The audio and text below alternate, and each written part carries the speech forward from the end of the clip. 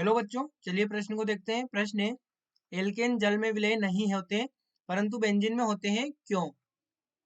तो देखिए बच्चों, यहाँ पर बात करें प्रश्न की मुख्य अवधारणा की। मुख्य अवधारणा,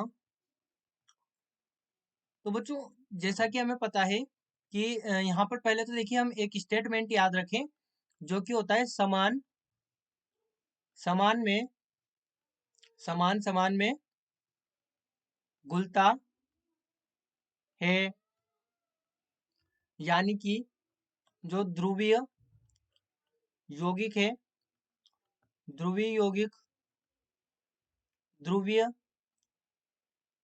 विलायक में ही घुलनशील होगा, या ध्रुवीय यौगिक में ही ध्रुवीय यौगिक में भी घुलनशील होगा। और जो यहाँ पर अध्रुवीय यौगिक है, अध्रुवीय यौगिक, ये अध्रुवीय यौगिक में घुलनशील होगा। अध्रुवीय यौगिक में ही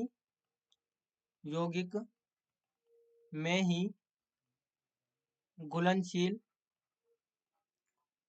तो बच्चों यहाँ पर समझें, सबसे पहले हम एल्केन की बात करें तो एल्केन हमारे पास में जो होगा, एल्केन ये हमारे पास में संतृप्त हाइड्रोकार्बन है। संतृप्त हाइड्रोकार्बन और इसकी प्रकृति होती है अध्रुवीय।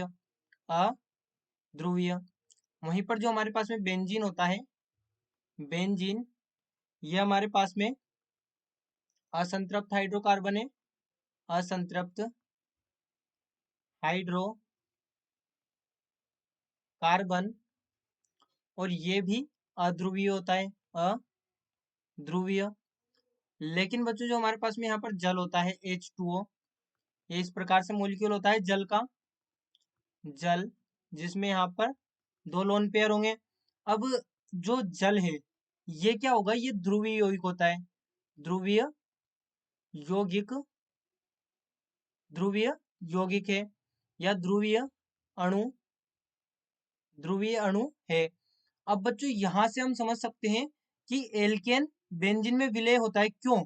क्योंकि एल्केन भी अध्रुवीय है और बेंजीन भी अध्रुवीय है, और हमने क्या लिखा है, समान में घुलता है, यानी कि अध्रुवीय यौगिक में ही घुलनशील है। तो इस कारण से जो एल्केन है वो बेंजीन में घुलनशील होगा, जबकि जो एल्केन है वो जल में घुलनशील क्यों नहीं है? क्योंकि एल्केन तो अध्रुवीय है और जल क्या है, ध्रुवीय। तो जो एल्केन है अध्रुवीय यौगिक, ये ध्रुवीय यौगिक जल में घुलनशील नहीं होगा, क्योंकि समान में घुलता है। तो ये हमारे प्रश्न का यहाँ पर उत्तर होगा। तो बच्चों आशा करते हैं आपको प्रश्न समझ आया होगा। धन्यवाद।